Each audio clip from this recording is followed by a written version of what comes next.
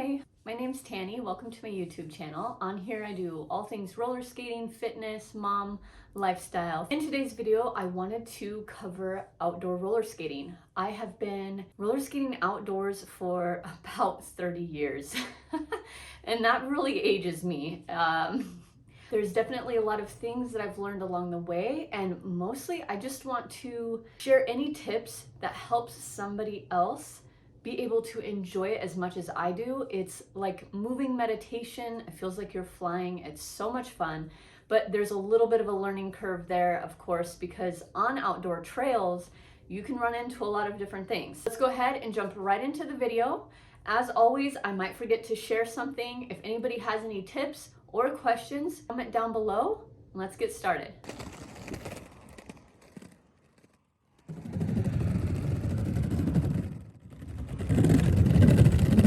The first thing I want to cover is your stride. You want to make sure that you can actually skate pretty comfortably forwards. And the best way to learn this is, of course, on a smoother surface at first, so you can get to know how to have a powerful push and flow forwards. Because if you start trying to learn that on a bumpy trail, you're really going to get tripped up a lot, and it's pretty discouraging, as well as it increases the risk of injury. So if you can, practice a forward skating, and stride means that flow movement. You push out and back. I have a video, I will link it, that teaches the forward stride from my point of view or perspective. That is the basic move that you want to have down. If you can't find a smooth surface outdoors, like a tennis court or a basketball court or an outdoor rink, maybe even you have a roller rink in your area that you can go indoors.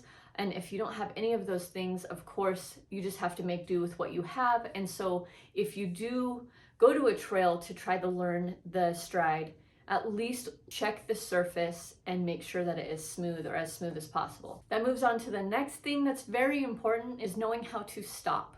So while you're learning your stride and your forward skating, you also want to practice learning your stops. I also have another video that kind of goes over that as well, but just get comfortable with skating forwards and stopping. I highly recommend wearing protective gear, so a helmet, wrist guards, elbow guards, and knee pads, especially if you're not comfortable yet, because along with preventing injury, it also gives you a little bit more of a sense of security. The protective gear isn't there necessarily to prevent breaks, but from, rubbing your skin across the gravel or concrete or pebbles, if you happen to fall and you're going at a higher speed and your body is going to drag across the trail, that's going to help add extra protection. Also, learning how to safely fall. I don't personally have any videos up on that, but I'm sure you can Google some good ones and you can practice the stride, the stopping, and the falling. Along with protective gear and a helmet, outdoor wheels. This is key. It will change your ride, even your ability to be able to skate so much. I personally use the Atom Pulse Outdoor 65mm 78A. You can get any outdoor wheel that will pretty much serve you as long as it's 65mm and 78A, you'll be good. I just really like the Atom Pulse ones. You can Google trails in your area, and then I suggest always checking them out really well. Check out the trail itself and walk it first. Look at how smooth the surface is. Is it in a safe area? Are there any hills? Is there any situation that you would find could come up that wouldn't necessarily be safe? You want to try to pick the best trail possible, so that way you set yourself up for success. You just want to have an idea of what you're going to be getting yourself into. An easy way to find trails in your area is just to Google them. So Google bike trails or Google trails. As far as safety for yourself, always make sure that someone knows where you will be going, especially if you're going alone. I think it's a great idea, if you can, to always go with someone, but that's not always possible. And pack things on yourself that help keep you safe as well. I like to always make sure that if there's an entrance, there's an exit, so that you're just not entering and putting yourself in a bad situation or getting stuck somewhere. I think that's a good mindset to have anywhere you go, is to have an exit strategy, to pay attention to the people and situations that are going on around you. Depending on how long you plan on going on a trail skate or going outdoor skating for, I like to pack a little fanny pack, and it can hold my keys, my phone, and a little tool. You can also pack one of those lightweight backpacks. In the backpack, you could pack like a bottled water and put all of the necessities in there. I also pack a bee kit because I'm severely allergic to bees. Before putting my skates on, I will always check the toe stop and the wheels. When skating the trails and using your stride, keep your knees bent and you really push the ground away, because with momentum and your outdoor wheels, a lot of the times you can push twigs, debris, and petals out of the way. They will just shoot from your wheel and they won't necessarily trip you up. One thing that I have found I personally do, and this is subconscious, I didn't really realize I was doing it until I was paying attention to how I was outdoor skating, that way I could share, is I keep my toes lifted up inside of my boot. So no weight is being put on my toes for trail skating outdoors. I keep it on the balls of my feet and on my heels and all back here. That's because there's a lot of cracks, like sidewalks and grooves in trails, and if you put weight on the front of your skate, you can roll forward or fall forward. And when I keep my toes up in the boot, that actually keeps the weight distributed a little bit more back and off of the front, and I can roll right over like crevices and all kinds of cracks because of that weight distribution. When I feel my skate get caught on a pebble or a twig, I will quickly shift my weight from that skate that just hit something to my other skate that can freely flow. I've had so many situations where this has saved me from falling. And this brings me to another point, not wearing headphones and listening to music until you're really comfortable, because you can hear when your wheels stop spinning and when they hit something, and you can react to that. If you have loud music going in your ear and you're not really comfortable, you're not necessarily going to catch that as quickly. I personally still don't even really skate with music much. It's meditative to me to just kind of have silence. I don't get a lot of it. I'll listen and I can hear when my wheel gets tripped up or snagged on something. And again, I'll switch that weight to the other free-flowing skate. As I'm skating, I'm also constantly watching the path and what is going on around me.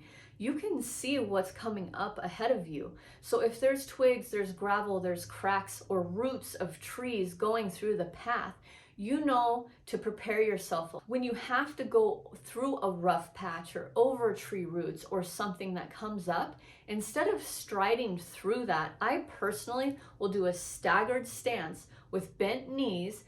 My arms are out and I will just roll through those and brace myself. I'll let my wheels kind of just roll over that instead of fighting it. You kind of almost have your own like shock or suspension. You just kind of let yourself roll over. When you try to skate through something like that, you then put a lot of weight on just one foot, and that's more risk to fall. Whereas if you have enough momentum and speed and just roll through that with a staggered stance and bent knees, a lot of times you're just going to get through it fine. Along with using the staggered stance to roll over bumps, you also want to watch the trail for tripping hazards and maneuver around those. So whether you do a bubble move or a swerve, you want to be watching the trail and avoiding those tripping hazards by using your edges and roller skating around them. Another part of paying attention to the path that you are skating is seeing what is coming up ahead of you that's off of the path or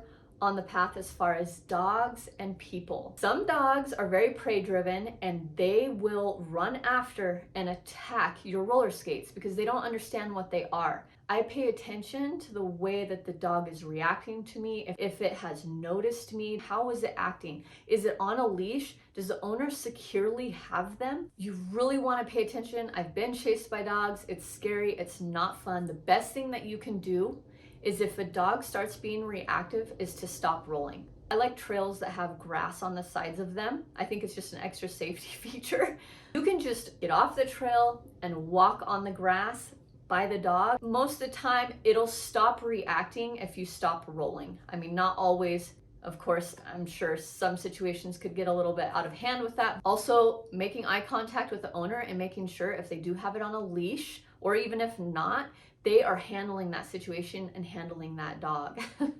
Now, besides dogs, you have to watch out for kids and families and people in general. If you're coming up and you're gonna pass a kid with their parents, hopefully with their parents, right? You wanna make sure that the parent knows that you're coming up behind them and that they have control over their kid. You don't want the kid jumping out in front of you. So you wanna slow down, and I think the proper trail etiquette is letting people know when you're coming up behind them. And I will always say, coming up behind you or passing on your left, and I will wait for them to acknowledge me and make sure that they are aware of me. Sometimes people have headphones in, sometimes they don't know that you're coming up behind them. You just want everybody in that situation to be safe, yourself and other people. This goes to the other side of things where, say, somebody is passing you or a bike is passing you. Be aware of who is behind you. Are there bikers coming up behind you? And if they are, you want to stop striding wide and kind of make room for people to be able to pass you. That's just a nice thing to do. It's like a road with traffic on a trail. You want to stay to the side of the road that you should be on as well. One of the reasons that I like trails with grass too is if you get going pretty fast, you can bail and like run off onto the grass if you need to. If you need to bail the trail quickly for some reason and you have like a soft grass on the side, you know, you're a little bit safer, especially starting out. Say you've got stops kind of, but you get going a little bit on a slope because they can sneak up on you and you need to stop and you don't have stops well enough to completely slow down. An option is like running on the grass. That is something that I've done before. Not all trails that I skate in my area have that as an option, but I know I'm gonna think of something later and be like, dang it, I should have said that. I hope I covered most everything though. As long as you have a powerful stride, you keep your knees bent, you use a staggered stance when you're rolling over things, you have your protective gear and your helmet and the right outdoor wheels, you know the trail, you're well on your way. And then those other things just come with time. Hopefully little tips that you heard here can help you when you're out there learning. I always say roller skating is hard.